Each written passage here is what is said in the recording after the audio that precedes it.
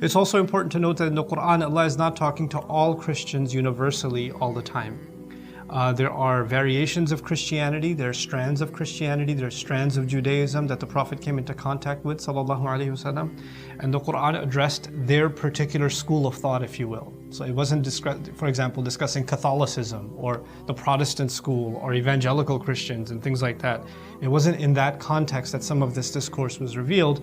There's these particular brands of, or strands of Judaism, strands of Christianity that the Quran was dealing with very, very directly. An example of that is the Jews in the Quran. وَقَالَتِ الْيَهُودُ عُزَيْرٌ ibn Allah. The Jews say that Uzair is the son of Allah. Vast majority of Orthodox Jews and Hasidic Jews and the vast majority of schools of Jews don't believe that Uzair was the son of Allah. But there are strands of Judaism, some of them are found in the Arabian region, that actually did hold that view. So you can't say, well, the Quran is wrong because the Jews don't believe that and the Quran said that. It's dealing with the group that it's physically engaged with. This is also important because the mushrikun of Arabia had a strange sort of theology also. They mixed religions together. So they knew some things about angels, they knew some things about prophets, they knew some things about Ibrahim, they knew some things about different mythologies as they traveled and did trade. They knew some things about Christianity and Isa. Some mushrikun of Arabia even considered Isa alayhi salam an angel, and so all kinds of views were mixed together. And so a lot of times the Quran is clarifying issues based on the confusions that exist in front of them. And in doing so, the Quran, the universal lesson of the Quran is that we have to be clear about who are we talking to and what confusions do they have, and then how to address that. That's the legacy also left by the Quran, by dealing with each group in this, in this specific way. In any case, the focus today is Al Ibrahim and Al Imran, before we go any further. And Al Ibrahim is important, the family or the legacy, the family legacy of Ibrahim alayhi salam, because up until now, for the most part in the Quran, in Meccan Quran, the role of Ibrahim alayhi salam predominantly, again not exclusively, but predominantly occurs as someone who championed Tawheed. That only one Allah should be, one God should be worshipped, and shirk must be abandoned, and he's willing to do and go through any trial in his loyalty to Allah. As you start seeing the mention of Ibrahim alayhi salam in Medinan Quran, in Surah Al-Baqarah, in this surah, in a few other surahs, you're going to notice Ibrahim alayhi salam playing a slightly different role, and that is the role of the father of those who believe, the paternal role, the patriarch of those who believe, who prayed for his coming lineage. Right, and it's important for us, of course, we know those du'as of Ibrahim alayhi salam, وَمِن ذُرِّيَّتِنَا أُمَّةً مُسْلِمَةً لَكَ, رَبِّ اجْعَلْ لِي مُقِيمَ الصَّلَاةِ وَمِن ذُرِّيَّتِي. That's even though that's Meccan, but that's a brief allusion. There's more of that in Medinan Quran. But for the Christians and the Jews, but right now the Christians, that stuff is really important. And we're going to see why that's important. I'm going to share some biblical research stuff with you, inshallah ta'ala, today. Another important thing to note about Ibrahim alayhi salam is that scholars like Tillman Nigel and others have actually held the view that even the mushrikun of Arabia, they actually believed in Ibrahim alayhi salam as the founder of the Kaaba already. Like that wasn't something that the Christians believed about Abraham and the sacrifice, the story of the sacrifice, but it's something that the Arabs held for a long time. And these Western scholars in discovering that have actually not realized that they've helped the Muslims quite a bit. Why? Because a lot of Christians believe that the son to be sacrificed was Isaac, right? Not Ismail. They consider Ismail actually an illegitimate child, ma'adallah. And so he can't have a blessed lineage, right? But interestingly enough, the Arabs have had for thousands of years, even before their exposure to Christianity, they've had the tradition, now this has been researched, they've had the tradition of sacrificing the animal, performing Hajj, and attributing that to Ibrahim and Ismail. Like they've had that tradition. They mixed shirk with it, they did all kinds of other things with it, but why in the world would Arabs in the desert, with no outside influences, be celebrating this tradition and sacrificing in the name of their father Ibrahim? And that's something Allah actually cites, فَصَلِّ لِرَبِّكَ وَانْحَرْ. You're supposed to cleanse that tradition. They have salah and they have nahr, but you have to revive that. فَلْيَعْبُدُوا رَبَّ هَذَا الْبَيْتِ in the same surah, right? Or the same vicinity of surahs. Why? Because they should, the Rabb هذا البيت is a reference to Ibrahim alayhi salam. Okay, the master of this house being the house built by Ibrahim alayhi salam. So in doing so, it's actually establishing that the son to be sacrificed, and that biblical stories, if you will, is actually about Makkah. A research that hasn't yet been done, and it's interesting, perhaps somebody will take it up, is actually the view of the Christians living in Medina. The Christians and Jews that lived in Medina, and what was their view of the Kaaba. And what was their, because they came into contact with the story of the Kaaba. It's also known in some accounts that there were Christians living in Medina that had letters from their ancestors, like a letter from their ancestors passed down many generations, that from what we've studied, a prophet is coming here. Wait for him, don't leave this city. He'll come here. And actually one of the Sahaba, when the Prophet ﷺ came to Medina, handed him the letter and said, we've been waiting here for a long time for you. So essentially they saw that as a fulfillment of what was already prophesied. Right? So even the Christians or the people of the book of before, they have some connection to the region, even though Jerusalem is not physically that far away, but they have some association with this region. And these are important things to understand, because that plays a role in the centrality of the Kaaba, and therefore the real legacy of Ibrahim alayhi salam. Who owns that legacy? Inna awla nasi bi Ibrahim is the phrase that's going to be used here. The people that have the most right to Ibrahim alayhi salam. Right, so that's an important undercurrent in a lot of this text. Then, when Ibrahim alayhi salam made the dua for Makkah and it to be a prosperous city, it's interesting that in the Bible there's an alternative prayer. It's called, I won't read the prayer off to you, but you can look it up in your own time, inshallah. It's called the consecration of the Temple of Jerusalem. And it's, according to Solomon, and it's something that, Ibrahim alayhi salam prays for Jerusalem and its prosperity. And you would think it's almost exactly the same thing, but in our case, the prayer is being made for the city of Makkah, right? And some argue that perhaps that was changed. Some Muslims argue that may have been changed, that originally that was Makkah, but they didn't want it to be Makkah. And there's some research to suggest that too, like by Imam Hamiduddin Farahi rahimahullah, wallahu ta'ala alam. But the idea is, if a Christian was listening to the Quran and he was listening to the prayers of Ibrahim alayhi salam for the city of Makkah, they would actually remember the prayers of Ibrahim associated with Jerusalem and say, wait, this sounds all too familiar. That parallel is drawn. The other important thing with Ibrahim alayhi salam is the prayer that Ibrahim alayhi salam made. He said, what about all of my children? وَمِن ذُرِّيَّتِي. And in the consecrational prayer that the Christians have and the Jews have, especially the Christians believe that the children of Abraham were somehow chosen and saved. They're the saved children. And Jews held on to that view, of course.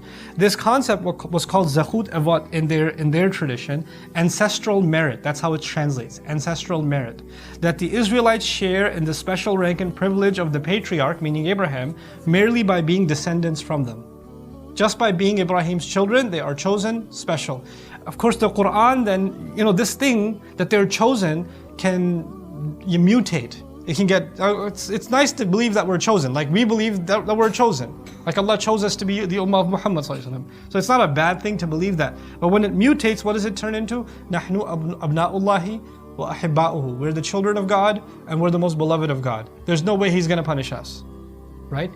And it's interesting that in the Quran, Allah Azza wa Jal made it clear, Ibrahim alayhi salam wanted this special rank for all of his children, and he said, no, لَا يَنَالُ عَهْدِ الظَّالِمِينَ. My promise doesn't extend to wrongdoers. So it's, in a sense, the Quran is actually taking that concept of zakhut, of the ancestral merit, and it's cleaning it up. The Quran is cleaning it up from the tongue of Ibrahim alayhi salam, and Allah saying, no, I didn't give that open license that all of you are blessed. No, the ones of you who do wrong are not blessed. That's not going to fly. And so the original prayer and the original dialogue with Ibrahim alayhi salam is being, again, revived, restored. The Christians call it's being retold, as if the Quran is doing a creative retelling of the story. Our view is the Quran is actually going back and telling the original. It's interesting, in the ayah of the Quran, they didn't just say we're the children of God. They said we're the children of God and the beloved of God. Abna'ullahi wa ahibba'uhu, which is a really interesting parallel, because in the Quran, ha'ula abna Ibrahim la ahibba Ibrahim.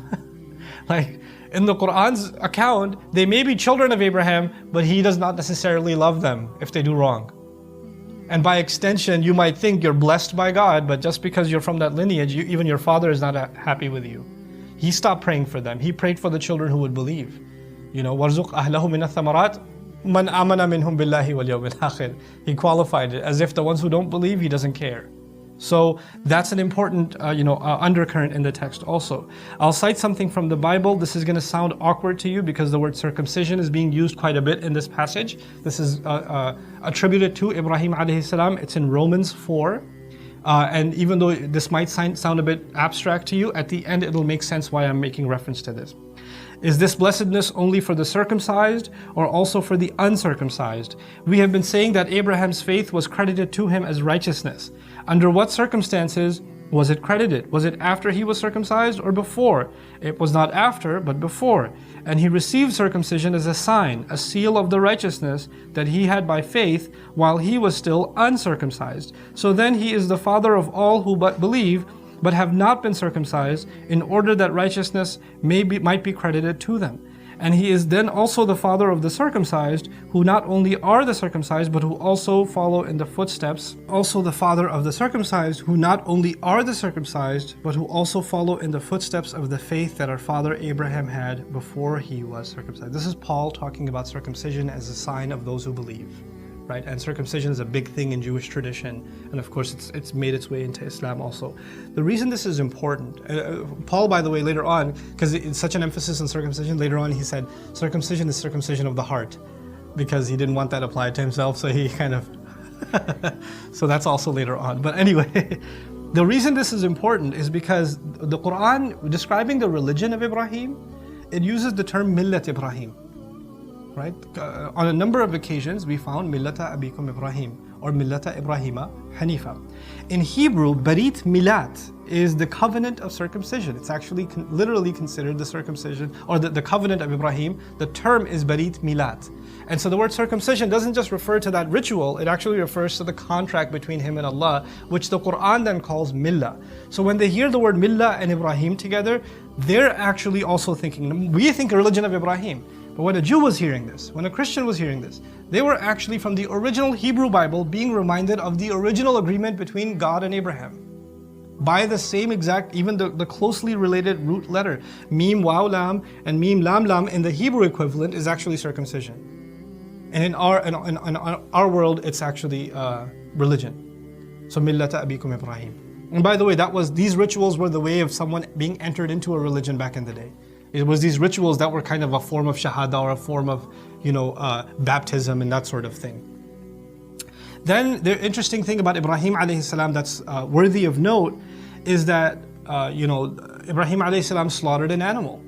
When the sacrifice was replaced with, his son was replaced and Allah told him to sacrifice an animal instead, that became a sunnah of Ibrahim alayhi salam and a mark of the people who follow the Abrahamic tradition. Interestingly enough, the Jews, after 70 years after they rejected Isa alayhi salam and the temple was destroyed the second time, from that point on, the Jews completely abandoned animal sacrifice. They actually no longer engaged in any animal sacrifice. The tradition of Ibrahim alayhi salam was utterly discontinued. And this is something only restored and correctly restored by the sunnah of the Prophet sallallahu alaihi wasallam. Again, a mark that which you yourselves abandoned of Ibrahim alayhi salam is being restored. So this was also a message being sent to them. Then in these ayat we saw ذُرِّيَّةً بَعْضُهَا مِنْ بَعْضٍ. I'm jumping ahead to Ali Imran. I'll get to Ali Imran in a minute, but I want to emphasize the word ذُرِّيَّة. ذُرِّيَّة, I told you, means offspring and children's children, long generations down the road. They had offspring one of the other. But the word dhurriya in Arabic comes from dharra. And dharra means seed. And Allah Azza wa Jal told Ibrahim alayhi salam that, that from his seed will come a great many nations. Like the biblical account is, the seed of Abraham is very important. And Allah, particularly, instead of using any other word, used the word dhurriya, which goes to dharra, which goes to seed. Right? So there's these undertones that are really cool.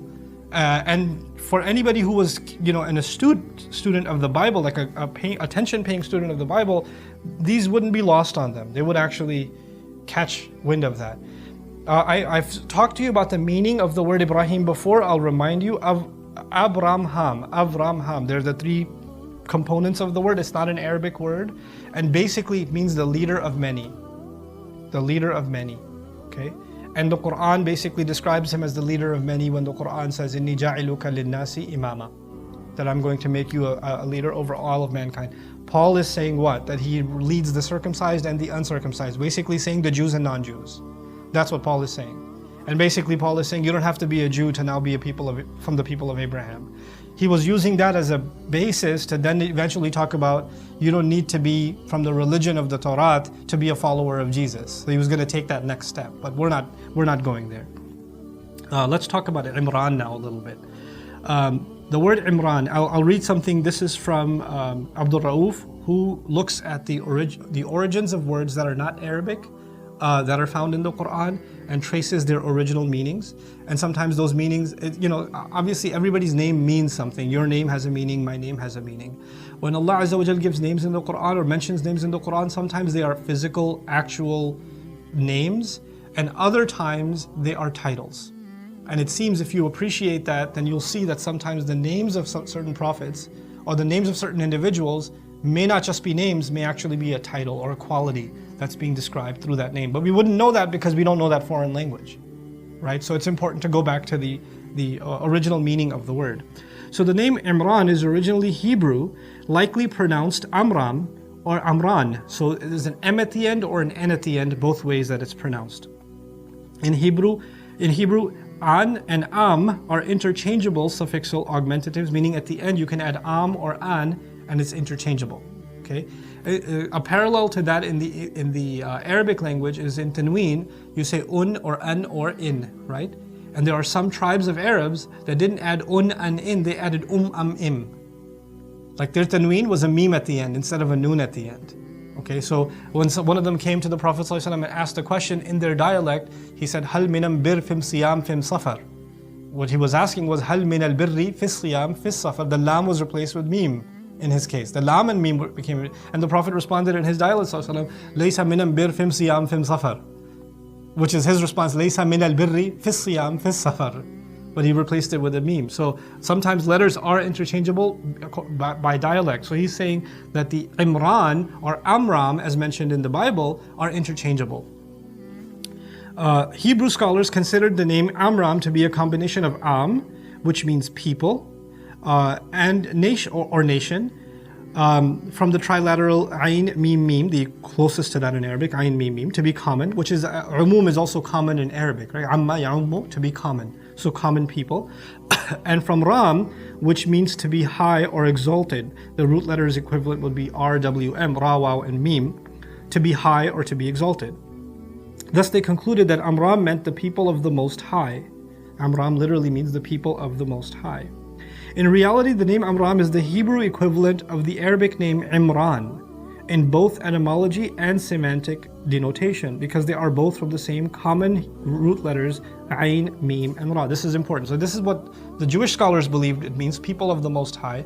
But he's disagreeing and saying actually, Ayn, Mim, and Ra in Arabic, that's the root letters, and Ayn, Mim, and Ra, the equivalent letters of that in Hebrew, are the same, and their meanings are the same. So actually there's a commonness between Imran as understood in Hebrew and as understood in Arabic.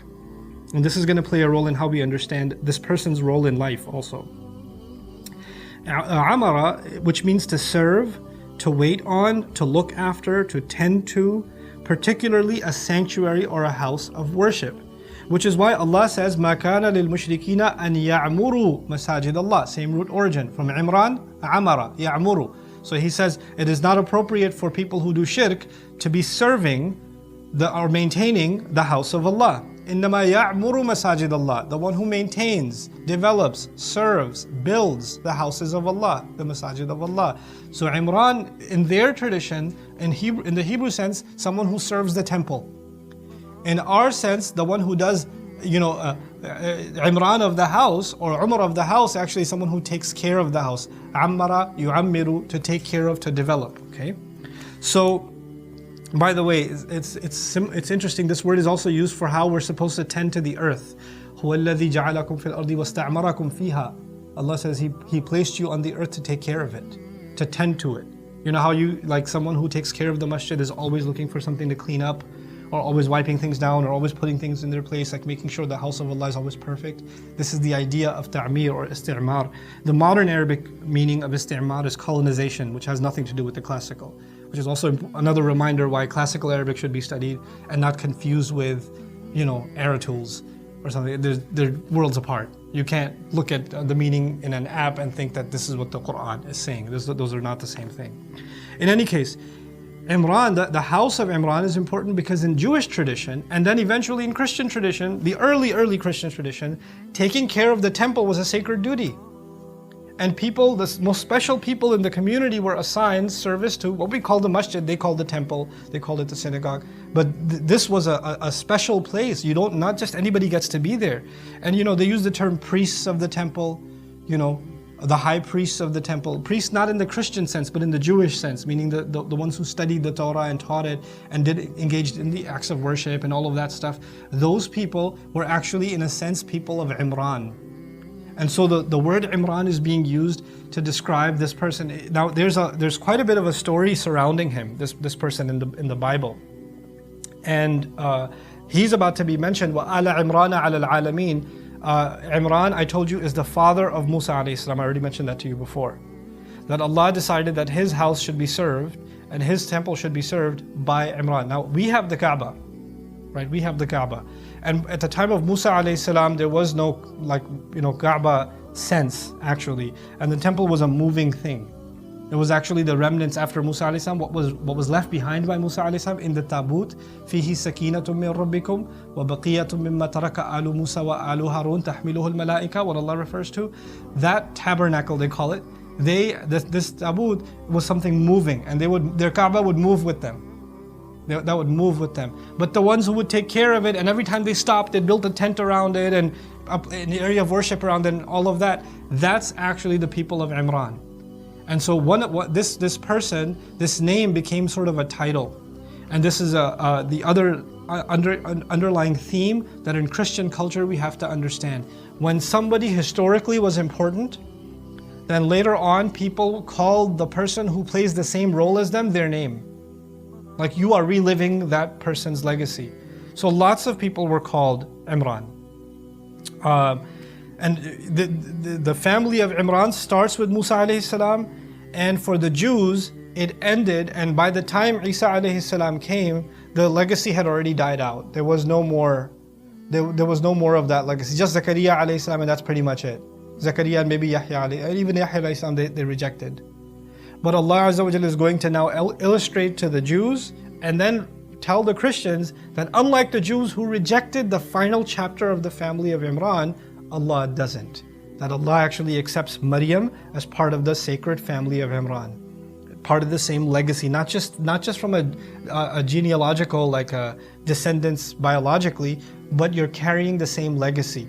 For Christians, being from the same bloodline is one thing, but actually also has some spiritual meaning. Which is why Zakaria alayhi salam, for example, لا تذرني فردا, and وأنت خير الوارثين. You don't leave me behind alone. You're the best one who gives inheritance, and you're the best who's left behind to inherit. But he was worried. إني خفت الموالي من ورائي. I'm worried about the inheritors that will come after me. So this idea of family tradition being left behind, those who will not just carry my blood, but actually also carry the tradition that's supposed to be carried. For the Jews, that ended, and Maryam is actually an embarrassment to that tradition. Isa is an embarrassment to that tradition. Allah now comes to the defense of Maryam and Isa, and in doing so, He softens the hearts of Christians, because as far as the Christians are concerned, what the Jews have to say about Maryam and Isa is horrible. It's a terrible thing what they have to say. And now actually the Quran is aligning itself in at least, not in worship, but at least in honoring that family and considering them part of the larger family of Imran. And that's an important thing that Allah Azza wa Jalla did here by making reference to Ala Imran, Ala al-Alamin. When the Jew heard this, they did not think of Maryam, Ala Imran. They thought of everyone up until Maryam, because that's the part they reject.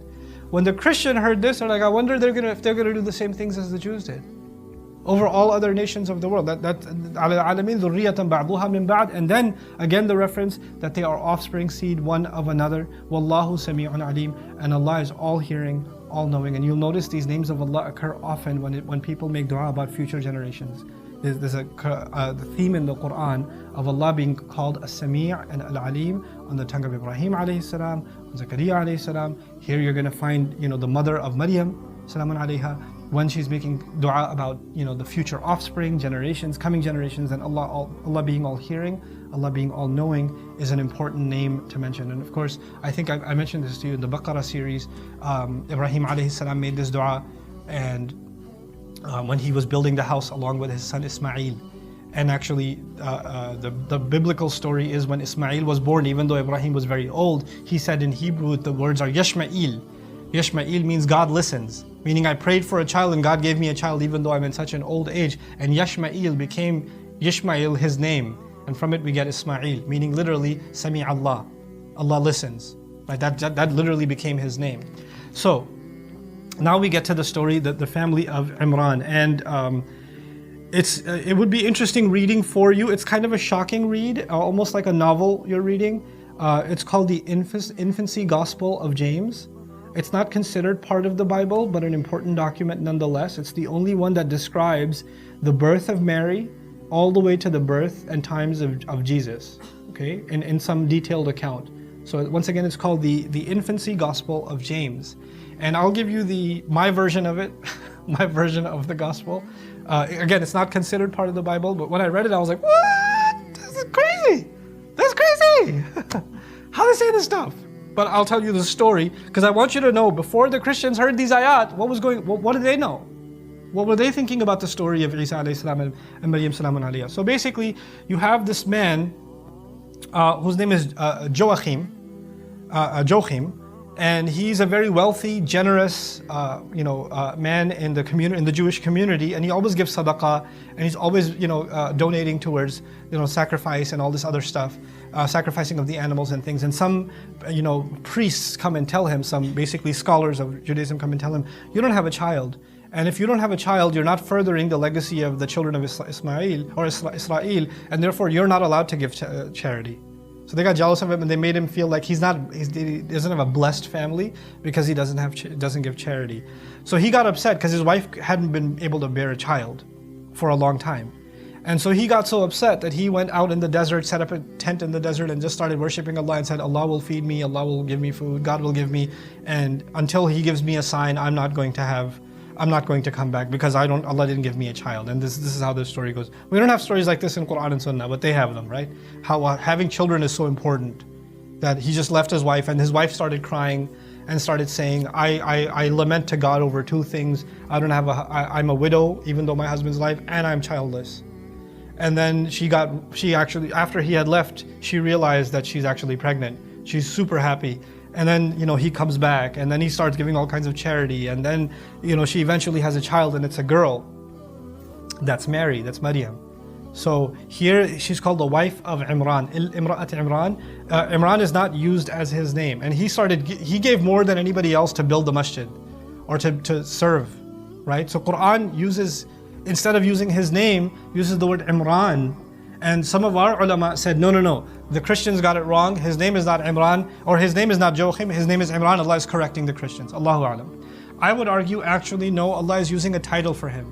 That he was playing the role of building the masjid or donating more than anyone else, and that's why Allah associated him with Imran. And the other reason it's important to do that is because Allah is now going to finally give to him what Allah gave to Imran, meaning Imran was given a child who was given Tawrat.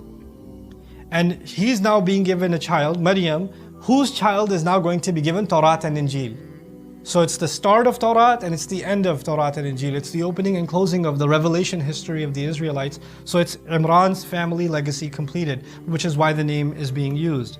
So it's also important, because the Christians are being talked to, if you open up a number of the books of the Bible, they begin with genealogy. So for example, Angelica Norby mentions it is certainly no mere coincidence that the Gospel according to Matthew also begins with matters of genealogy, more precisely with two different genealogies, while the first one mentions David and Abraham as the progenitors of Jesus, meaning the ancestors of Jesus are mentioned in the beginnings of the Bible. This is the section that's talking to the Christians, and it began with Adam, Nuh, family of Abraham, family of Imran, genealogy, and then the guidance.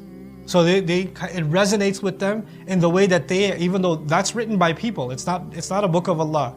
The books of the Bible, they're documented by people. But regardless, they are familiar with learning in this way, and Allah used the style that they're familiar with and used it in the Quran. And they're like, oh, it begins with genealogy too. Oh, okay, I'm familiar with this.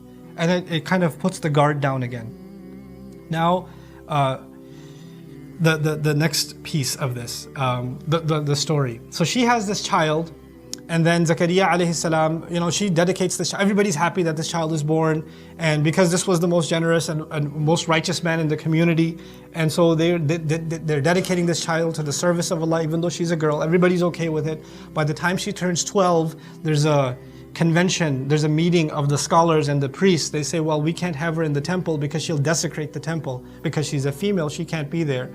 So they make an exception from her because of Zakariya's suggestion. They build a special quarter for her. She's living there until 16. Then when her menses come in, they say, well, we can't have her here. This is their version. We can't have her here. She has to go. So we should marry her off. So they did some kind of a ritual, and they decided that this man named, this is about Maryam now, who's 16 years old. They say, well, this man named Joseph, we've chosen him to marry her. And this man was old, and he was already married. He also had a couple of kids, grown. So they came to him and said, you should marry Maryam. He said, she's 16. I'm an old guy. Everybody's going to laugh at me. I'm not doing this. I'll be the laughing stock of the Israelites, according to the infancy gospel. I'll be the laughing stock of the Israelites. And they said, well, okay, if you can't marry her, at least take, because, we've all prayed and your name has come up. So we know you have to take care of her. So you take what the Arabic term is kafala. You become her kafil, you become her guardian, because we can't keep her in the temple anymore. Keep her as a virgin, keep her sacred, don't marry her, but you're still responsible for her. You're basically her wali, her kafil. So he brings her into his house and he says, you stay here. I do a lot of construction work. I'm going to be gone building homes for some time, but you're welcome to stay here because the temple has given me, the masjid has ordained me to be your guardian. So you be here and you be good. Okay, he goes away. In the meantime, the angel comes to Mary and tells her that she's going to have a baby, and she says, no man has touched me. And he says, it doesn't matter, God has decided, that the one that will save the Israelites from their sins is going to be in your womb. And so she gets pregnant. And as her belly is swelling, she's getting bigger and bigger, she starts getting worried about what's going to happen, what are people going to say. Anybody who asks, she says, no man has touched me, this is from God. This is from the God of the Israelites. And then Joseph finally comes back, and he comes back and he's like, what have you done? What are people going to say? I was supposed to guard this, this virgin, and this was a sacred duty given to me. And, the same thing that happened to Adam and the serpent got to Eve, well, the serpent got to you. And he compares that story and says, what kind of woman are you? How can you have been in the service of God's house all this time and you have done this? You should be ashamed of yourself. And he's like, what should I do? I can't go and tell them that I got her pregnant, because that means I'm messed up. And if I go and report her as she's committed zina, then an innocent child will be killed. I can't do that either. I don't know what to do. So he decides to take her away out of town into a cave somewhere. And so he takes Mary into this cave, and now she's about to, and when they're riding on the camel, she says, I'm about to give birth on the way to the cave. So he hurries her into the cave, sits her there, finds some stranger and says, I need your help, some midwife.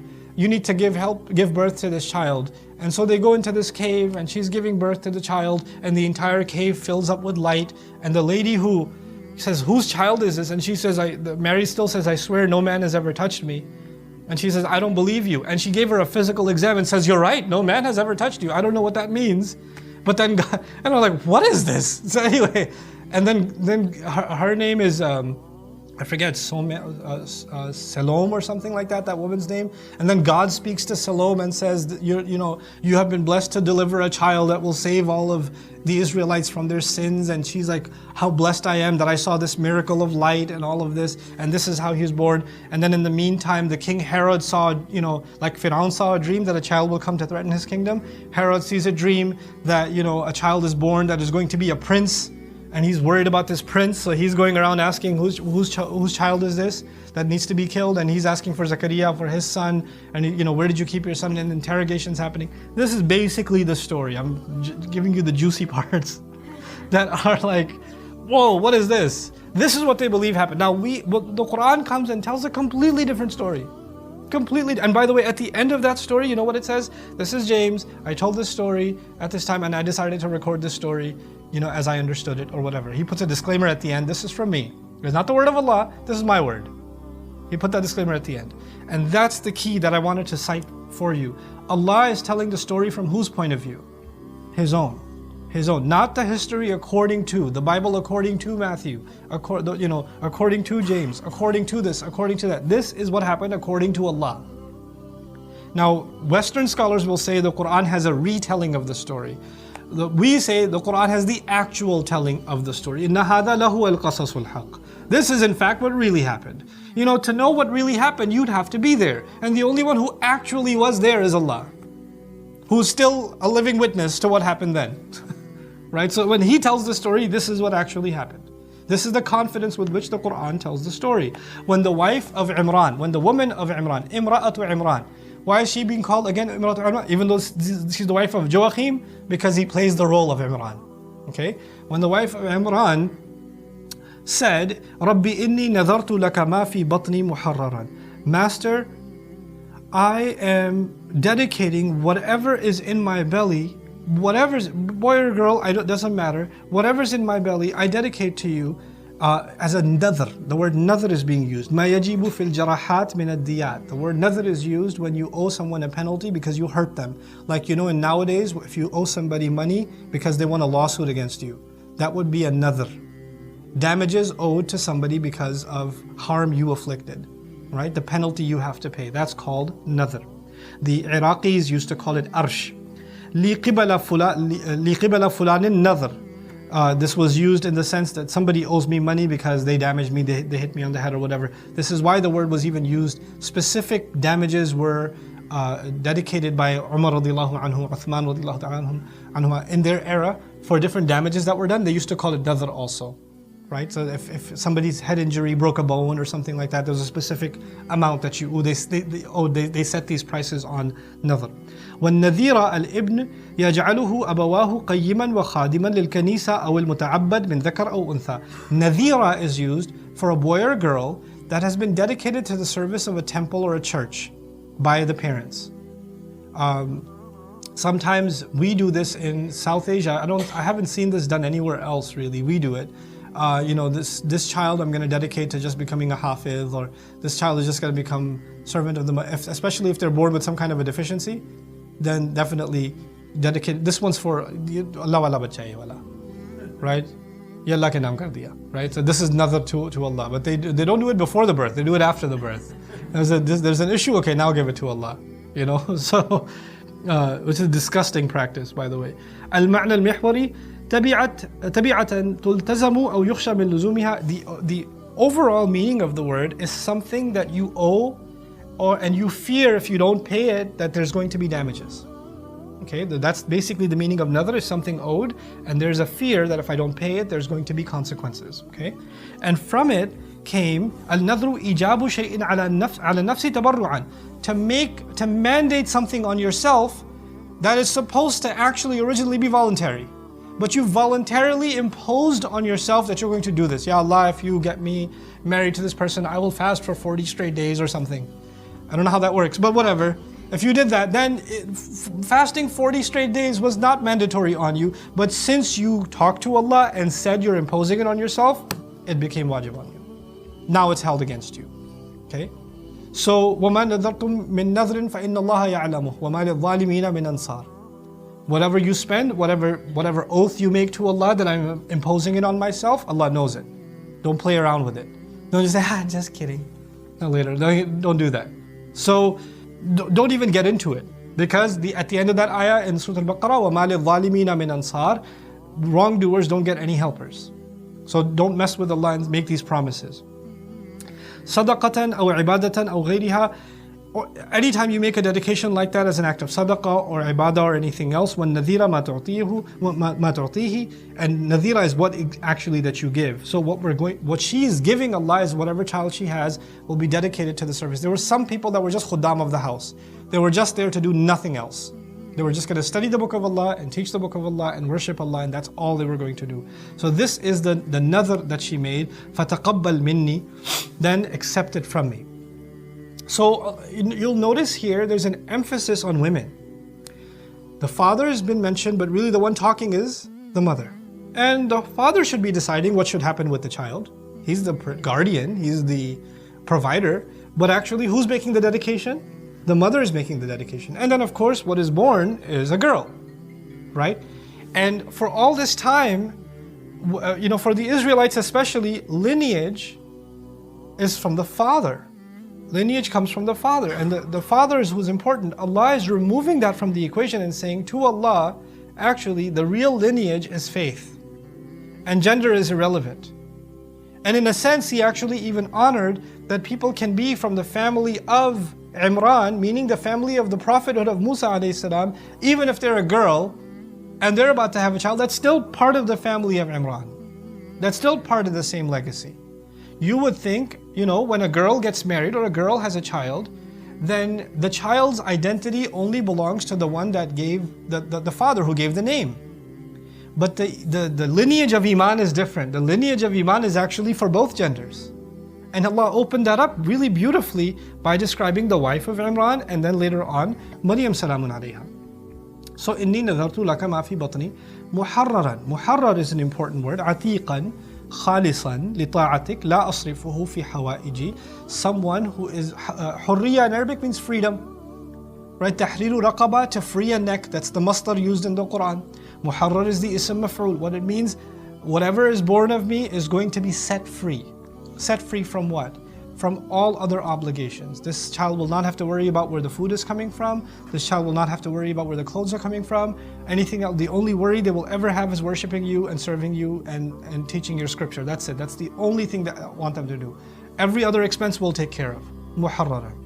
This idea of tahrir, I've seen it happen in some families. I knew a young man, I won't mention because he'll get embarrassed. I knew a young man in some country that shall not be named, brilliant memorizer of Quran, brilliant reciter of the Quran, brilliant student of the deen, like photographic memory, brilliant teacher, like he's just talented. And his family's multimillionaires, they're all kinds of businesses. And they saw that this kid he's just special, he's got this talent. So they pulled him out of the businesses. You're gonna study Islam full time.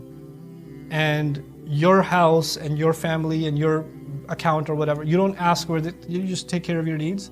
We're not gonna, he doesn't wait for a paycheck, he doesn't do any of that.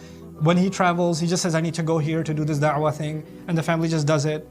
And he doesn't live a lavish life, he lives a very simple life, and by his own insistence. But the point is, people in this family decided that he should be muharrar. Like they see in him something that serves Allah's deen, so he should be muharrar. And that's an important lesson here. I know I'm taking way over my time, but this idea of tahrir is important because nowadays you have people that say, hey, I want to do Islamic work, can you make me muharrar?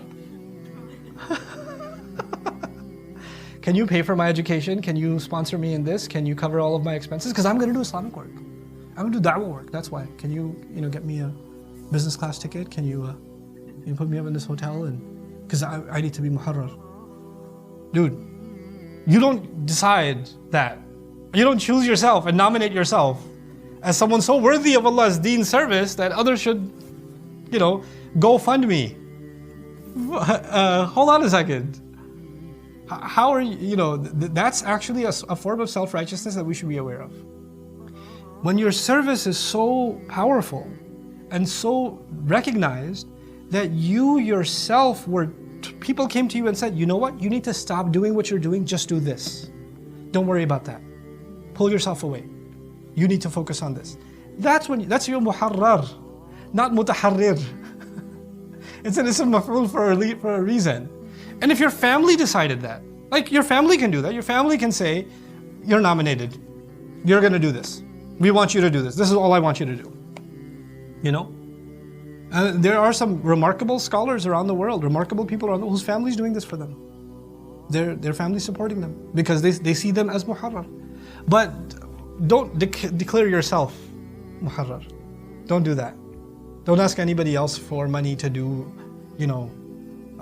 for your own thing. If you can stand on your own feet to the best of your ability, do it. to do it. And I've seen it, unfortunately. And I've actually even, people came to me and said, can you sponsor my education in this, that, and the other? And I did. I said, okay. I hadn't really thought about this much and I didn't want to give them this talk, but somebody's motivated to do it. And guess what happens? Nothing. Nothing happens. They disappear into this, that, or the other. Why? Because when you start from the wrong foot and you take the first wrong step, then you can't just recalibrate later on. You have to start from the right place. I'm reminded of the late Dr. Isar Ahmed, medical doctor, successful medical doctor, and his family basically told him, and he told his family, I'm not doing this anymore. I can't. I just got to do what Allah has given me a gift in. Millions of people affected by his work. And he just left his career behind.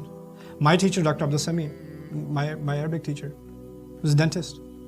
And he has a couple of daughters, his family to provide for, and responsibilities, but just an absolutely incredible teacher. Just a really remarkable teacher. And he was just pulled away from it. It's not even you decided, it's just this tsunami comes and takes you and just says, you're going to do this work. And she, before the child's even born, says, I'm not even going to let my child see the other side of the life. This is the only life she'll know. Then accept it from me. Notice, interestingly, she didn't say except from her. Except from me. Because you can't control anybody else. First and foremost. You could dedicate and serve someone else and help someone else, but that doesn't mean they'll do what is needed. More than anything else, Ya Allah, make me, accept me. And by the way, if you accept me, automatically she's included. Why? Because if she's truly muharrar, and if she's truly another, and you accepted all of that, then you won't let my another go to waste. And you won't let her tahrir go to waste. So just accept from me. فَتَقَبَّلْ مِنِّي إِنَّكَ أَنْتَ السَّمِيعُ الْعَلِيمُ. And by the way, qubul also, an implication, a spiritual implication of that is when Allah accepts someone, then they become acceptable to others. Qubul from Allah is qubul of people around you. And understand that the qubul of Allah doesn't work the same way the qubul of people works. Meaning when Allah accepts someone, and when people accept someone, sometimes it's two different things. Sometimes what happens is, in their own lifetime, nobody accepted them. But because Allah accepted them, their acceptance lasted many generations after that. The people who insulted them, the people who put them down disappeared, and their honor outlived all of them for centuries and centuries. What happened with Maryam herself? Humiliated in her lifetime, humiliated, accused. And what happens with her thereafter? Honored until Judgment Day, right? So when Allah gives qubul, His qubul is much bigger than what a human being can ever give. He gives that acceptability that's much wider. And we ask Allah Azza wa Jal that He accepts all of us. فَتَقَبَّلْ مِنِّي. So she begs Allah, accept from me and accept wholly from me. إِقْبَلْ مِنِّي, that's the mujarrad form, taqabbal, the tafa'ul form. Accept wholly from me. You are the ultimate one who hears everything, knows everything. إِنَّكَ أَنْتَ السَّمِيعُ الْعَلِيمُ. Like I was mentioning before, these two words, these two names of Allah occur, especially when du'as about the future, about lineage, about offspring occur. You'll find these names occur. May Allah Azza wa Jal accept our du'as from us, and may Allah Azza wa Jal help us identify people that should be muharrar, that should be dedicated to the service of Allah's deen, and support them in whatever way we can. Barakallahu li wa lakum fil Qur'an al-Hakim, wa nafa'ani wa iyyakum bil ayati wa dhikr al-Hakim. A number of texts in the Eastern Church present Mary as belonging to the lineage of Harun. That's also an important note, that Mary belongs to the lineage of Harun alayhi salam. Why is that important? Quran will later on call her what? Ya ukhta Harun. It's going to pick up from that tradition that is known to them and their scholars. Whereas, especially in Surah Ali Imran, the two stories of Zakaria, or rather the story of Maryam and Zakaria and Musa alayhi salam are been fused together. And the way this fusion has happened is actually very similar to the Gospel of Luke. So it's picking up from the Gospel of Luke and then, correcting that narrative. So those are the few other Christian undertones that I wanted to make sure you guys are aware of. Barakallahu li wa lakum. Assalamu alaikum wa rahmatullah.